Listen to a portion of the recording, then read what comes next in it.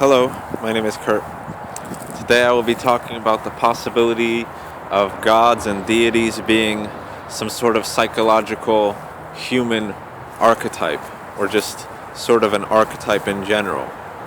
And I've been thinking about a lot of things, and if you look at all these gods, if you look at all these deities, let's say Jesus Christ, for example, right? People that worship Jesus Christ, aren't they just acknowledging sort of an archetype of a loving and caring sort of shepherd or father figure sort of thing? A person that cares, a person that heals, a person that is blessed and is holy, whatever.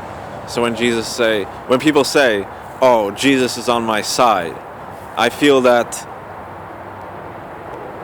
all they're doing is acknowledging a certain archetype within themselves. See? Where do all religions come from? Right here. Right there, baby. All religions are pretty much man-made. And I believe that we are sort of gods in our own right, in our own way. You know what I mean? Because if you look at mythology and all this stuff, Zeus, Persephone, Cupid, you have all these stories. But like I said, isn't that just acknowledging the archetype naturally found in human beings? When somebody worships Lucifer, are they really worshiping a being, something that exists somewhere else, some sort of spirit? Or is it just something deep within their psyche, within their consciousness? What was Lucifer? The angel of beauty, the angel of music, the rebel, the opposer. So when people say, "Oh yeah, Lucifer's on my side," or "I'm worshiping Lucifer," or "I'm like Lucifer," they're acknowledging their own sort of rebel and natural sort of nature, I want to say. You know, they're acknowledging the right to rebel. They're acknowledging the breaking of rules. They're acknowledging the destruction of morality and stuff like that.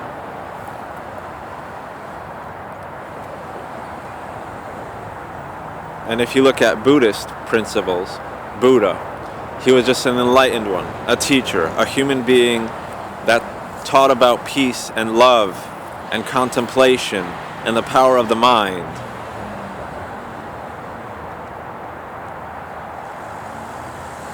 And all these chants that you do in Buddhist practice, are they not just reinforcing things within you? You know, if you know the meaning of those chants, aren't they just reinforcing something within you, instead of like, oh yeah, giving worship to some sort of spiritual entity?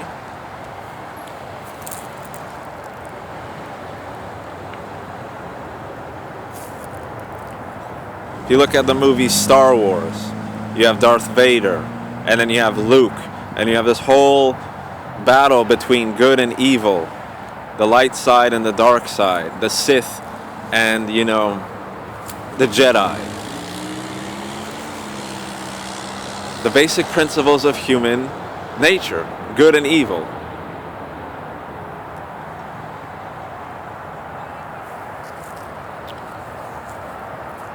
So when people say, "Oh, I'm close to God," or "I'm close to Allah," or Buddha, or Jesus, or Lucifer, or whatever, I feel that they're just acknowledging the power within themselves, but they do not understand it.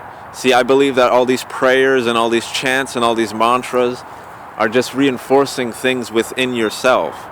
If you do like a money spell or a money mantra, "Oh, money will come to me, money will come to me," what are you doing? You're programming your mind to bring you money.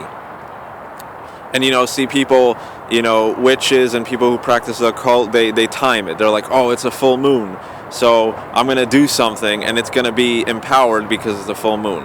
But is it really because of the full moon? Or is it because in their minds they establish that, oh, if there's a full moon, that means that things that I do will be more powerful? See what I'm saying? Is it the full moon that grants the power? Or is it just humans? Is it the human power within us that could be used at any time?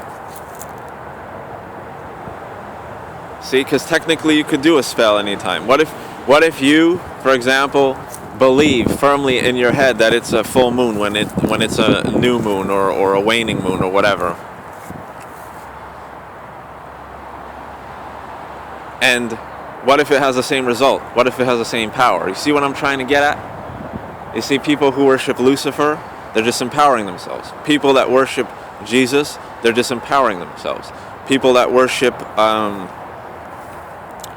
people that do any of this stuff relies on us. Like I said, where do all religions come from? They're all man-made. From here. From within the mind.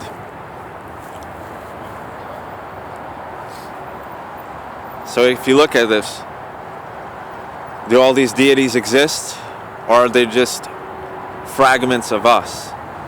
Like I look at mythology, you have Zeus and you have all these other gods. You have, I forgot her name, Eris or something, one of the mythological gods of chaos or whatever. Isn't that just normal human archetypes, normal human psychological feelings that are projected through the use of gods? See, people sort of make archetypes. They say, oh yeah, Lucifer is a separate being and a separate deity and he's evil and this or that. But all they're doing is separating a portion within themselves. They're separating a portion of themselves and just putting it towards a foreign deity, some sort of spiritual, supernatural explanation.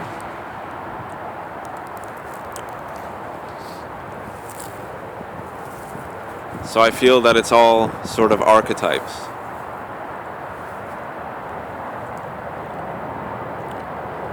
When people pray and then things kind of go their way, they say, oh yeah, Jesus help me. But what if it's just a mental tweak that they're doing? They're praying and they firmly believe that Jesus will help them or whatever, and they're praying for that, and it sort of programs that in their subconscious mind, and it kind of acts that out according to their will, so to speak, So I don't necessarily believe that it's sort of Jesus or God or even Lucifer or anything that grants these blessings or these gifts or whatever. Even looking in witchcraft, whatever, it's you do the spell. When you pray to Jesus, you pray to Jesus, Jesus doesn't pray to you, so to speak. You know what I mean? So what I'm trying to get at is, why do we have to pray to a deity or a being if they're supposed to be benevolent or malevolent, whatever? Shouldn't they always be sort of like helping us out or granting us things or whatever?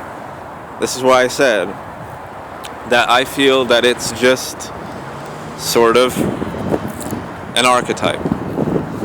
I don't necessarily believe that all these things really exist.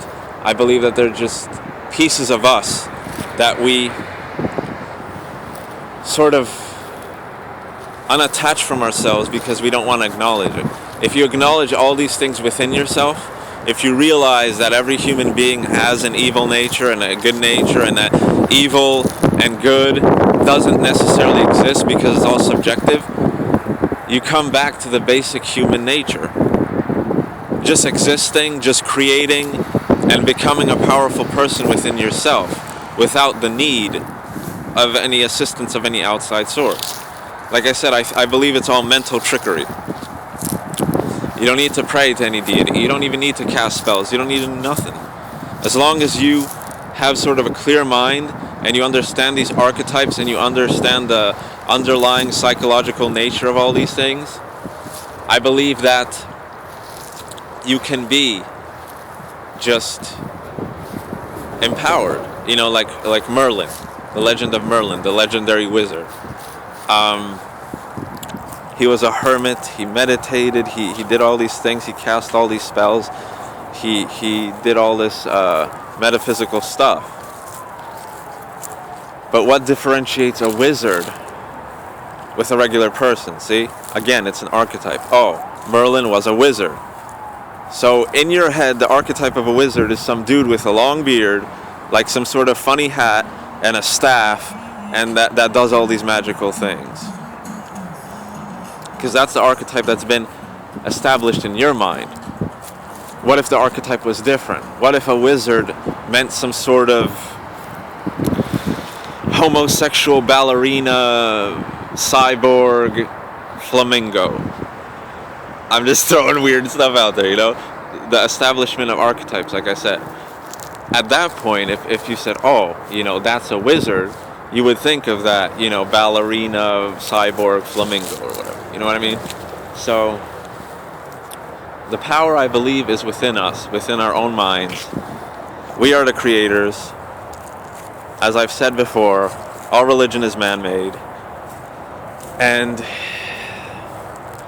it just, to me, all these things, if you follow the Bible, you follow all these things, it's just stories.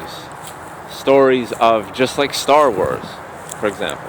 Star Wars could be sort of a biblical thing. Star Wars, shows the expression of good and evil.